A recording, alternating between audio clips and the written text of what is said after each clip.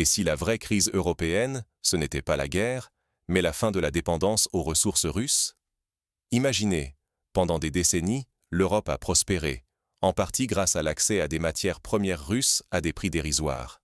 Bois, gaz, pétrole. Moscou alimentait la croissance européenne, et tout le monde semblait y trouver son compte. Mais aujourd'hui, le robinet se ferme. La Russie, lassée de servir de supermarché à bas prix, a soudainement augmenté les droits de douane sur le bois à 80% et a réduit les points de passage à seulement 2 postes frontaliers. Résultat, industrie touchée, usines menacées de fermeture, pouvoir d'achat en chute libre. Face à cette crise, des voix européennes s'élèvent pour réclamer une reprise du dialogue avec Moscou, supplier presque le retour du gaz, du bois, de tout ce qui faisait tourner la machine. Mais la Russie n'est plus disposée à jouer selon les anciennes règles.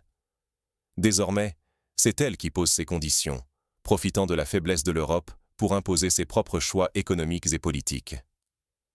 Derrière cette confrontation, c'est la survie industrielle, la souveraineté économique et même la stabilité sociale de l'Europe qui sont en jeu. Alors, comment en est-on arrivé là?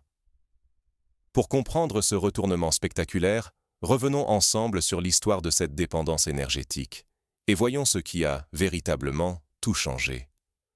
Depuis des décennies, l'Europe vivait grassement grâce au bois et au gaz russe. Peu importe la couleur politique de Bruxelles, une chose restait vraie. Des ressources venues de l'Est, à des prix défiant toute concurrence, alimentèrent la croissance et la prospérité du continent. Déjà à l'époque soviétique, l'URSS vendait son énergie et ses matières premières à l'Europe, permettant à ses industries, de l'acier à l'automobile, de tourner à plein régime. Après la chute du rideau de fer, cette manne n'a pas disparu. Au contraire, la Russie, héritière de cette tradition, a continué à offrir gaz, pétrole et bois à bas prix, garantissant à l'Europe un confort énergétique et industriel qui semblait inépuisable. Cette dépendance, tout le monde la connaissait, mais rares étaient ceux qui voulaient vraiment la remettre en question. Même quand les tensions ont explosé, que les sanctions pleuvaient contre Moscou, l'Europe n'a jamais complètement coupé le cordon. Les sanctions n'ont pas effacé le besoin vital d'importer du bois russe, essentiel pour des secteurs entiers comme la construction, les meubles ou même l'énergie verte. Finalement, toute la compétitivité de l'industrie européenne, tout son modèle de prospérité, tenait sur l'accès facile et bon marché à ces ressources. Mais ce modèle, autrefois synonyme de réussite, s'est transformé en talon d'Achille. L'Europe, fière de son autonomie, découvre aujourd'hui combien sa puissance reposait sur une base fragile, sur une dépendance devenue embarrassante. Une dépendance qu'elle n'a jamais su, ou voulu, réellement affronter. Mais la situation a changé brutalement quand Moscou a décidé de reprendre le contrôle de ses exportations. Quand la Russie ferme les vannes, l'Europe panique. Et pour cause, Moscou a relevé brutalement les droits de douane sur le bois à 80%, tout en limitant drastiquement les points de passage vers l'Union européenne. Résultat, les industriels du secteur, mais aussi les gouvernements, montent au créneau. On brandit la menace des plaintes à l'OMC. On exige que la Russie respecte les plafonds internationaux, fixés à 20%. Bruxelles multiplie les appels au dialogue, tente de faire pression, mais se heurte à un mur. Du côté russe, la réponse est cinglante. Les règles internationales. Désormais, elles n'ont plus qu'une valeur de recommandation. Les lois russes passent en premier. Pas question de se plier aux exigences européennes. Moscou assume pleinement sa position. Nous ne refusons pas d'exporter notre bois vers l'Europe, mais ce sera à nos conditions, à nos prix, et rien de plus. C'est un bras de fer assumé, avec une volonté claire de reprendre la main sur les relations commerciales. Pour l'Europe, les conséquences sont déjà lourdes. Prix du bois qui s'envole, pénurie qui menace la chaîne de production, risque de faillites industrielles en cascade. Derrière, ce sont les prix des produits finis qui explosent, l'emploi qui vacille et la crainte d'une montée des tensions sociales. On commence à mesurer à quel point la dépendance à la Russie a fragilisé toute l'économie du continent. Mais face à cette impasse, quelles options restent à l'Europe et à la Russie? La crise révèle une Europe fragile, contrainte de revoir toutes ses alliances.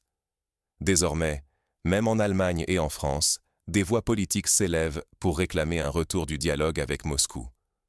Alice Weidel, figure de proue de l'AfD, interroge ouvertement. À quoi bon continuer la rupture si elle ruine le pays?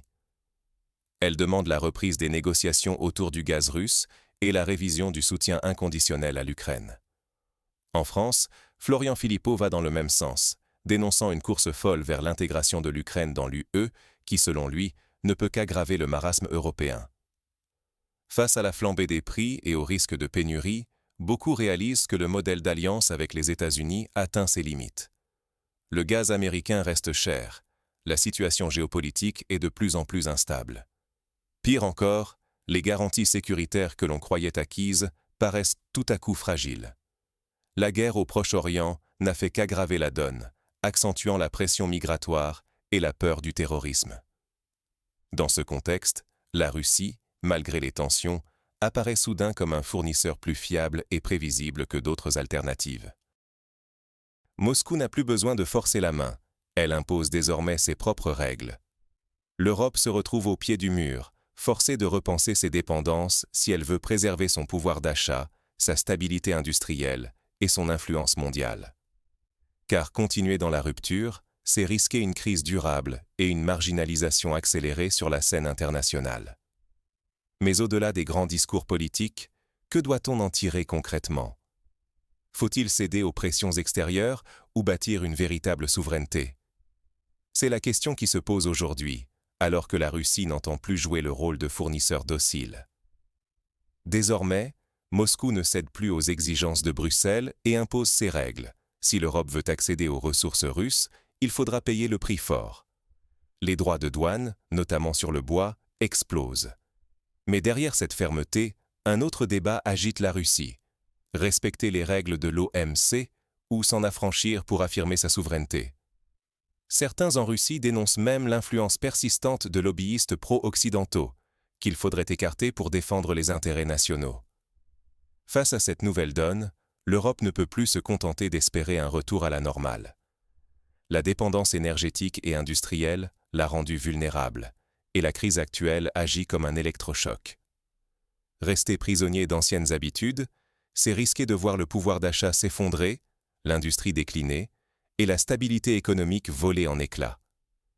Il devient urgent de repenser les stratégies d'approvisionnement, de diversifier les sources d'énergie, et surtout, de retrouver une forme d'autonomie stratégique, au lieu de courir après des compromis dictés par d'autres.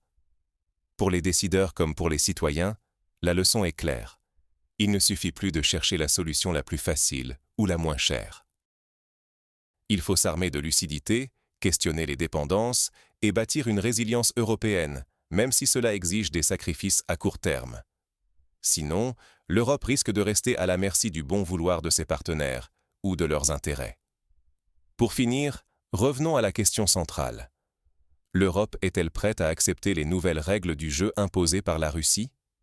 La vraie question, l'Europe paiera-t-elle enfin le juste prix de son indépendance? Pendant des décennies, nous avons vécu dans le confort d'un gaz russe bon marché, de matières premières accessibles, sans vraiment penser à ce que signifiait cette dépendance. Aujourd'hui, le réveil est brutal. Privée, presque du jour au lendemain, de cette sécurité énergétique et commerciale, l'Europe se retrouve dos au mur, obligée de repenser ses priorités, et même sa place dans un monde où le centre de gravité s'est déplacé loin de Paris, Berlin ou Londres. Mais ce n'est pas seulement une affaire de chiffres ou de contrats, c'est une question de souveraineté, de choix de société. La Russie, loin de plier sous la pression, impose désormais ses propres règles. Elle oblige l'Europe à se demander si elle est prête à payer le vrai prix de son autonomie, ou si, comme trop souvent, elle cherchera à négocier, à revenir en arrière, à retrouver un semblant de confort d'antan, même si cela veut dire renoncer à ses grands discours sur l'indépendance et la solidarité européenne. Ce qui se joue aujourd'hui va bien au-delà de la simple facture d'électricité ou du prix du bois dans nos magasins de bricolage. C'est notre pouvoir d'achat, la stabilité de nos emplois, la survie de nos industries, mais aussi la capacité de l'Europe à exister, à faire entendre sa voix sur la scène mondiale, qui sont en jeu. Et il faut le dire franchement, Le compte à rebours est lancé. Le temps des hésitations et des demi-mesures touche à sa fin, car les décisions prises aujourd'hui détermineront la prospérité ou le déclin de toute une génération. Alors, l'Europe va-t-elle se contenter de discussions interminables, de menaces et de tentatives pour revenir à l'ancien modèle? Ou bien, acceptera-t-elle de payer cette fois le prix fort pour son indépendance réelle? La Russie, de son côté, ne fait plus de cadeaux, et chaque nouvelle mesure, chaque barrière ou augmentation de tarifs rappelle que le rapport de force a changé. Finalement, la vraie question, c'est celle-ci. Sommes-nous prêts à apprendre de nos erreurs et à inventer un nouveau modèle, ou allons-nous simplement chercher à sauver ce qui peut l'être au risque de tout perdre? Dites-moi ce que vous en pensez dans les commentaires et abonnez-vous pour ne rien rater du prochain épisode.